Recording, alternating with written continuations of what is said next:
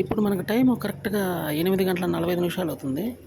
హనుమాన్ జన్మ మహోత్సవాలు అన్నటువంటి పేరు మీద ఇక్కడైతే ఒక భారీ కార్యక్రమం అయితే చేపట్టారు. దానికి సంబంధించిన విధంగానే అక్కడ ప్రస్తుతానికి సెట్టింగ్‌లయితే ఏర్పాటు చేస్తున్నారు. జస్ట్ ఇది స్టార్టింగ్ మాత్రమే. 1వ తారీఖు ఈ ప్రోగ్రామ్ అయితే జరిగే అవకాశం ఉంది కాబట్టి ఇక్కడంతా భారీ ఎత్తున విద్యుత్ దీపాలతో అలంకరించే అవకాశం ఇంకా ఎక్కువగా ఉంది. ఈ ప్లేస్‌ని కరెక్ట్‌గా ఏమంటారో నాకు కూడా తెలీదు. అంబేద్కర్ భవన్ అని అయితే పిలుస్తారనమాట. అంటే ఆ బ్యాక్ సైడ్‌లో ఉంటుంది ఇది. సో, ప్లేస్ ఏదైనప్పటికీ హనుమ ఉత్సవాలనేవి ఇండియాలో ఏ విధంగా జరుగుతాయో మనకు తెలియంది కాదు. అద్భుతమైనటువంటి పండగల్లో ఇది కూడా ఒకటి.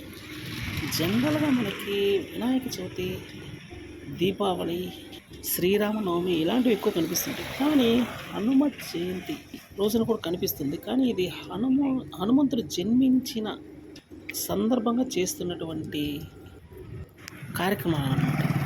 ఇది 15 సంవత్సరాలకు ఒక్కసారి వస్తుందనైతే ఈ కమిటీ వారైతే తెలియజేయడం జరిగింది.